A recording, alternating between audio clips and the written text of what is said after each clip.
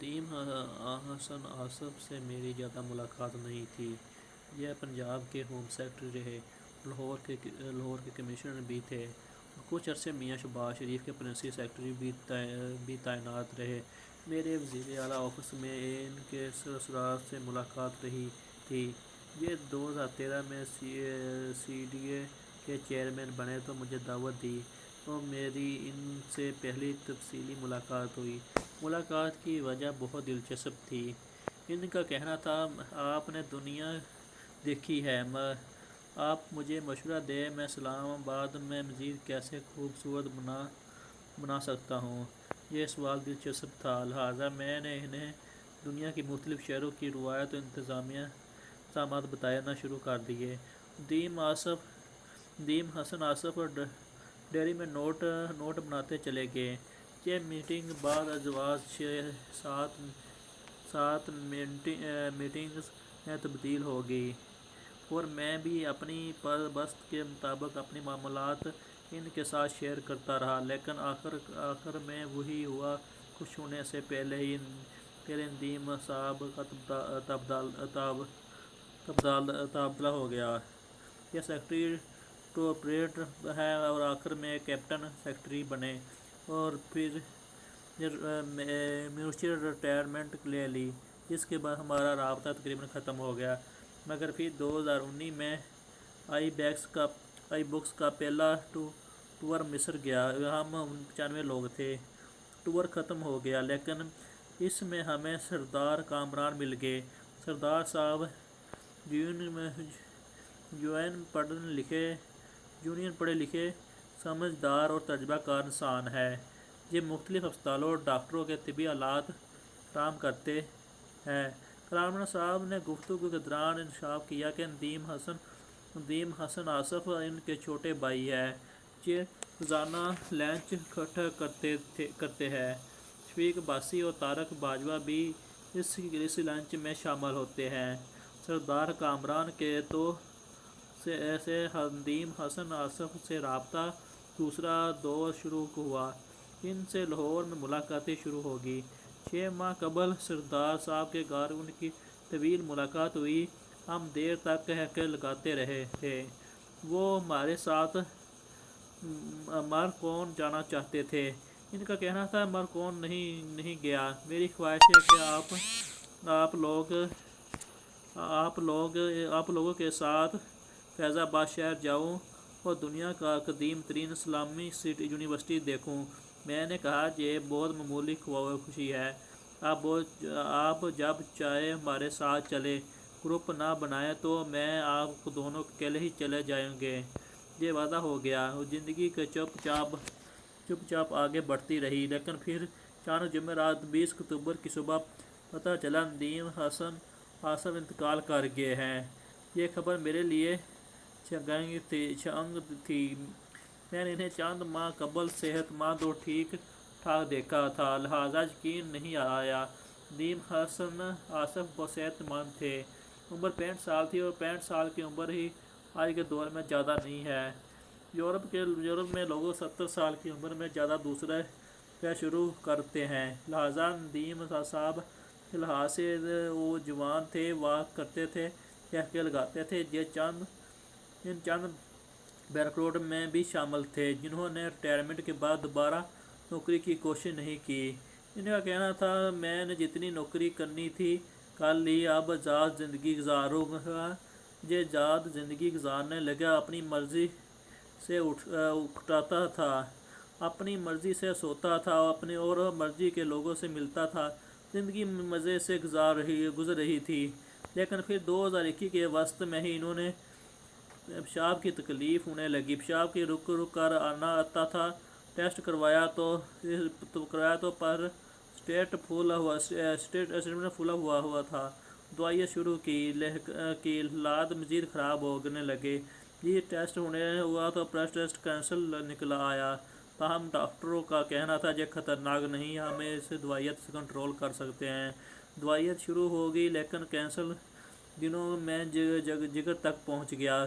سردار کامران نے علاج اور دوائیں کی تلاش کرنا شروع کی پتہ چلا کہ جرمنی نے کینسر کی نیوکلیئر میڈیسن بنا لیا۔ جرمن کمپنی سے رابطہ کیا گیا تو پتہ چلا دوا کے ٹرائل چل رہے ہیں۔ کمپنی ابھی صرف 2 ملکوں کو دوا دے رہی ہے، برطانیہ اور پاکستان۔ سردار کامران نے مزید معلومات حاصل کی کہ معلوم ہوا کہ وہ ایک ڈوز 10 لاکھ روپے میں آتی ہے۔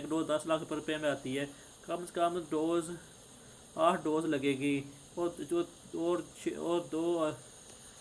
6 سے 8 ہفتوں میں پاکستان پہنچے گی۔ بہرحال قصہ مختصر، سردار کامران نے دوا منگوا لی، لیکن اس دوران دیم حسن ہمت ہار گئے، کھانا پینا بند کر دیا اور دنوں میں ہی ویل چیئر پر آ گئے۔ دوست وہاب نے موٹیویٹ کرنے کی کوشش کی لیکن ان کے کہنا تھا کہ قدرتی طور پر واپس جانا ہی چاہتا ہوں، مجھے ڈاکٹروں اور دوائیوں کے چکر میں نہ ڈالیں، یہ دوبارہ ہسپتال لے جائیں گے۔ لیکن دونوں مرتبہ انہوں نے دوائی کی پہلی خوراک نہ لگائی جا سکی۔ سردار کامران کے دوران دوست وہاب نے سینئر ڈاکٹروں کی صورتحال دیکھ کر کہا، دیم حسن کے معاملے میں ایک چیز اچھی ہے، اسے درد نہیں ہو رہا، لہٰذا یہ جتنا دیر چل سکتا ہے انہیں چلنے دیں، زیادہ تنگ نہ کریں، کیونکہ ان کے مرض کا علاج ممکن نہیں ہے۔ چنانچہ یہ چلتے ہی رہا اور اس کے دوران 19 اور 20 اکتوبر کی درمیانی رات سفر پر روانہ ہو گئے اور جہاں سے کسی واپسی کی ممکن نہیں تھا۔ یہ میرے خواب میں ایسی نیت کی چوتھی موت ہے۔ میرے صحافی دوست مسعود ملک پروسٹیٹ کینسر کا شکار ہوئے اور دنوں میں دنیا سے رخصت ہو گئے۔ میرے دوست خالد محمود ایک اچانک کینسر کے پتہ چلا کہ وہ جرمنی گئے ہیں، علاج کرتے رہے لیکن طبیعت نہ سنبھل سکی تو مجھے سے جو لیٹ گئے شہر نام پوچھا ورنہ گئے، جو لیٹ گئے مجسم کے ساتھ تصویر بنوائی، بلیک فارس میں چند دن گزارے، کراچی واپس آئے، اپنی ہی کمپنی بند کی، اثاثے بچوں کے تقسیم کیے۔ ایک صبح خبر آئی، خالد محمود ہم میں نہیں رہے۔ ڈاکٹر اسلم میرے بہت قریبی دوست تھے، وہ دنوں میں ہم سے رخصت ہوئے، اب ندیم حسن بھی ان میں شامل ہو گیا۔ ابواب کی موت انسان کو ہمیشہ دکھی کر دیتی ہے، میں بھی دکھی ہو جاتا ہوں، لیکن ساتھ یہ سوچنے لگتا ہوں کہ ان کے لوگوں کو چند خواب تھے اور زندگی میں ان کے بھی کچھ تقاضے تھے، یہ بہت کچھ کرنا چاہتے تھے، لیکن یہ لوگ اپنی وش لسٹ پوری کر سکے، کیا یہ کامیاب ہونے کے بعد اپنی زندگی گزار سکے؟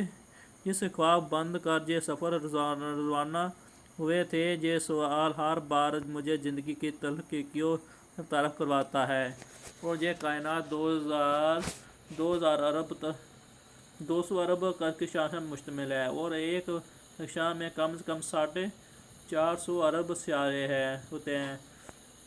ہمارے کہکشاں ملکی کے وہاں سے قریب ترین کہکشاں روف ہم 25,000 نوری سیاہ پر واقع ہے۔ ہم اگر ایک ہی نوری سیاہ کو وقت میں تبدیل کریں تو یہ 1,60,000 سال بنیں گے۔ آپ سے 25,000 سال سے ضرب دے کر دیکھیں تو دیکھ لیں ہمارا سولر سسٹم بھی مریخ ہماری زمین سے مسایا ہے، اور مسائے پر لینڈ کرنے کے لیے ہمیں اگر فضا میں 10 کلومیٹر فی سیکنڈ سپیڈ سے اڑے تو ہم 7 ماہ لگتے ہیں، یہ ہمیں قریب ترین ہے۔ ہماری پوری کائنات جب تک زندگی صرف زمین پر ملے گی، ہم اس زندگی کے گولڈن ٹائم میں سے زندہ ہے۔ چنانچہ زندگی نعمت ہے کہ جتنا بھی شکر ادا کر دیا جائے وہ کم ہوگا۔ ہمیں زندگی کے لیے ایک لمحہ سے لطف اٹھانا چاہیے۔